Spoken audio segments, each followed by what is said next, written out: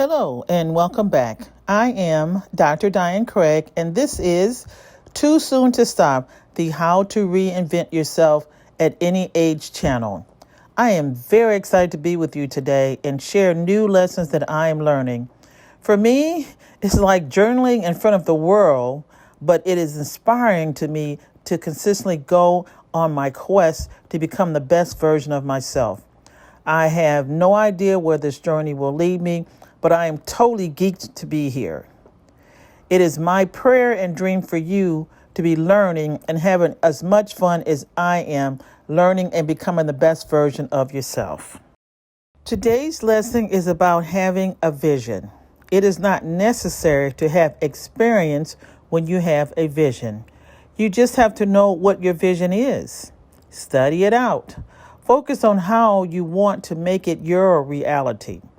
When I was a young girl and had the vision to become a doctor, I had no idea how I was going to accomplish it.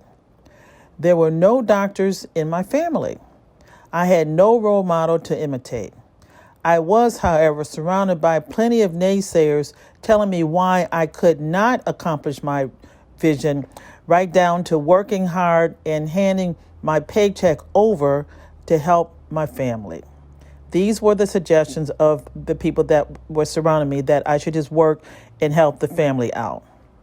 I knew this advice of handing over my paycheck would not give me the future I wanted, so I roundly rejected it. Other things I was being told were because I was Black and female that no one would take me serious.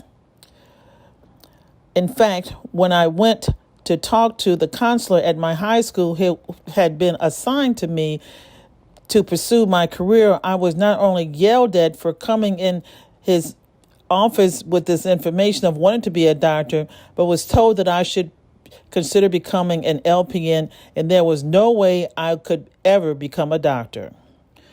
Please hear me when I say that there's nothing wrong with being an LPN. I work with them on a regular basis, and they have saved me from many a crisis and disaster because they have more time to spend at the bedside than I do, and are trained to recognize signs and symptoms that a patient is about to crash or not doing well. Many an LPN and I have saved lives. However, being an LPN is not what I wanted for myself. Please refer to my previous episode, Why Do I Love Things, from episode 17, for more information. Anyway, my answer lied in doing research, perseverance, and a lot of hard work and prayer. Lots and lots of prayer. I did not allow anyone to stand in the way of me pursuing my dream or talk me out of it. I had my vision, it was mine, and it was mine to keep, and I was going to go for it. After 30 years in emergency department, I am being able to save many lives, and I am glad that I can now look back and see how sticking to my vision and plan has paid off for many, and benefited many others. I would not change a thing. Even the hard, harsh, and unfair lessons. How does that saying go? That which does not destroy you will only make you stronger. The purpose is to have a strong infrastructure which will enable you to withstand the challenges. It is my hope and prayer for you that you are coming along with me and growing in mind, body, and spirit in a powerful and consistent way while growing closer to God.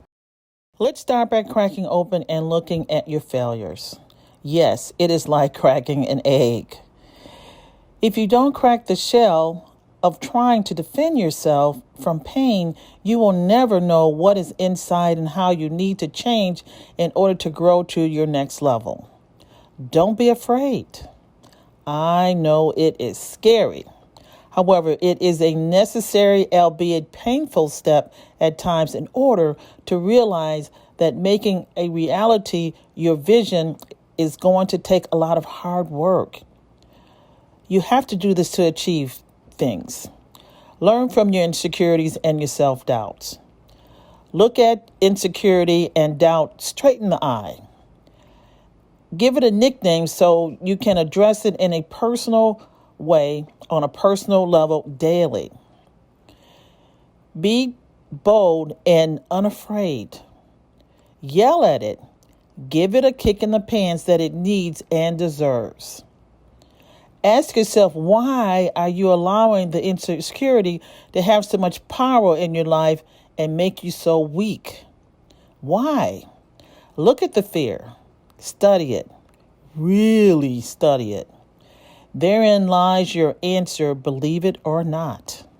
Yes, the very thing that you are fearing is the thing that you need in order to address the insecurity on a deeply personal level to move forward and to the next level. It takes serious think time in journaling.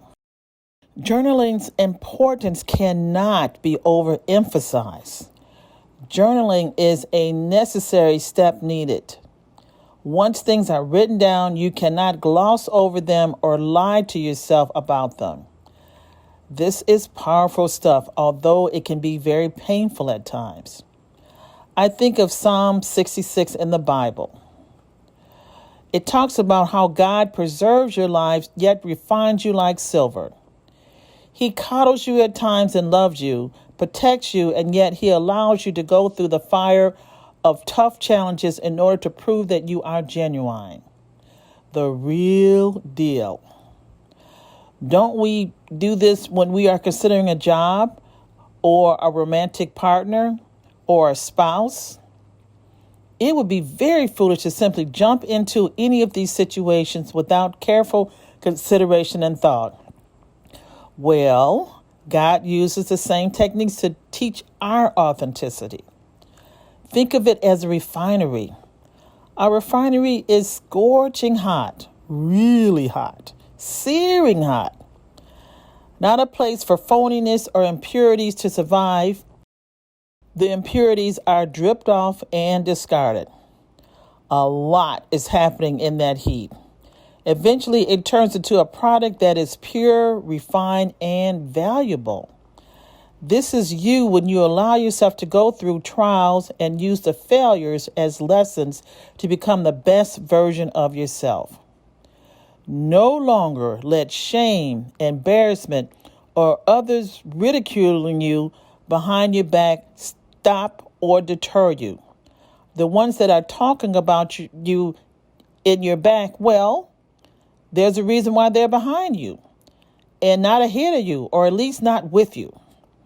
They are dealing with their own demons and have to get real with themselves. The awesome part of this scary and painful journey is once you are changed, no one can take your accomplishments from you unless you let them. And why would you do that? This reminds me of that old R&B song, Ain't No Stopping Us Now by McFadden and Whitehead. Very popular song during the disco age of the late 70s. I'm sure plenty of us has gone out on the town and boogied to this song. Just like the song says, we're on the move. Learn to ask why frequently. This allows you to take things deep and get answers to questions you are not able to in the process of your past because you approach life with a superficial touch. Fear of what you might find and how it would scare you. No longer let fear or doubt or shame stop you, because this is where you will find your answers. Learn from your insecurities and self-doubts. What is making you weak? What is making you doubt yourself? What is limiting your capabilities?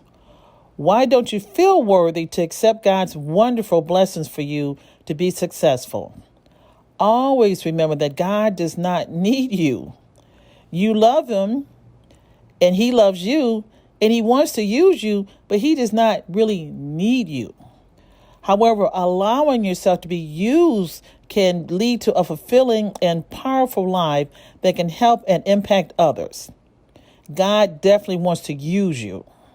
Yes, you are worthy of the great plans God has for you. Look back at Jeremiah 29:11 in the Bible. Don't let your doubt and the beatdown that you received in your past prevent you from moving forward and making your vision a reality. Sometimes we are literally thrown out of the ring and laying outside the ropes on our backs. I'm referring to a boxing ring. It is where we need to regroup and get back in that ring with the intent of winning. Focus on winning. No failure is strong enough to deter you and make you give up. Remember, we all come from the same place. We are all born helpless, naked, newborn babies and need to be cared for by others. We all have the same 24 hours in a day. Sure, some will have more than others in terms of belongings, but there is no guarantee that the haves will wind up in a better place than the have-nots just because they have more. There are plenty of examples where fortunes are squandered because of a lack of know-how. This is why it is so important to work hard, acquire knowledge, keep it real, fill your cup up by staying spiritual, and consistently going after it. So, how do you keep your motivation? Well, let this fear be your Kickstarter. Be motivated by the fear of being average. Average is so common.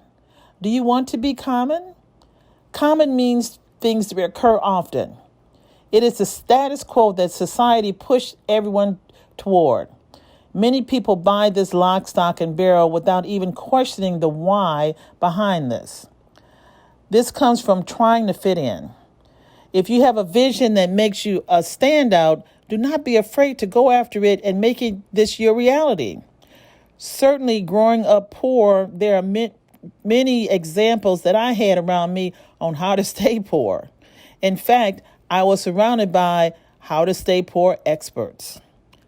But I wanted more, much more. This stance was not shared by most people I grew up with. By getting by, that's all they expected. If your vision is not in line with others around you, expect to hear discouragement and sometimes be met with downright anger and hostility. It is incredible how passionate people will be to talk you out of being extraordinary because you want to live up to your potential and not simply wanting to fit in. In fact, the way most people will respond to your vision is to try to discourage you. Always, always, always respond with politeness and humility. Thank them for their advice, albeit unsolicited most of the time, and move on. There's way too much work to do, and trying to argue with the individual is only a waste of time. Once I was at a party where this couple who were very drunk tried to talk me out of becoming a doctor. They tried to tell me it was not my proper place in society, their words, and I needed to pursue something else because I am a woman. What even made it more sad was that the woman was even more compassionate about talking me out of my career goals than the man. At this time, I was in my second year of medical school. I looked at them and saw how ridiculous they looked and sounded to me. The fact that they were both very drunk, slurring their words, and trying to tell me what was proper made it all the more incredulous. Even in this scenario, I simply thanked them and moved on. Actually, I left that party because I no longer wanted to be in the company of such people. Anyway, I had studying to do. This couple lacked vision for themselves and, of course, couldn't possibly see it in anyone else. Their way of dealing with this was trying to talk me into towing the line and going along with the status quo. In actuality, what they were telling me had very little to do with me and everything with the way they felt about themselves. Their alcohol allowed the inhibitions to be squashed and their true selves came out. This is why it is so important that you develop a very strong sense of self. You will not be swayed by others' opinions, even if they are passionate about their stance. Always remember, you do not need permission from anyone, nor do you owe anyone an apology for doing you. Vision is a state of mind. It does not mean that you will simply get it right, and it may need to be reimagined over and over again depending on where you are in life. The vision of a 20-something just married is far different from a 60-something like myself trying to find my way. We still need to work hard, be consistent, and persevere. We all need to research out our goals once the vision is realized. By all means, do not let others tell you what your vision should be or try to impress their vision on you as if their vision should be the world's vision. As crazy as this sounds, there are plenty of people around that think this way. You're not here to win a popularity contest, but to be the best version of you so that you can impact others in a powerful way. Your own unique way. Your brilliance is desperately needed and the world is waiting. Finally, I was watching this video about extreme sports where this man who was wheelchair bound was sped up a ramp, flew in the air, did a somersault in the air, landed wheels down. Amazing. You can see his entire body shaking with excitement at his spectacular accomplishment. He was greeted at the end of the ramp by his team of people that supported him and believed in him. Of course, he had to believe in himself. He let no excuses get in his way. He visualized himself doing this over and over until he did it. I was reading somewhere where this is also where Michael Phelps, the Olympic swimmer, also this is how he was so spectacular. He would visualize himself winning over and over and over again until he did it. This is what it takes for you to achieve your goals: visualization and repetition. Go for it. Till next time, praying for your success and wishing you the very best.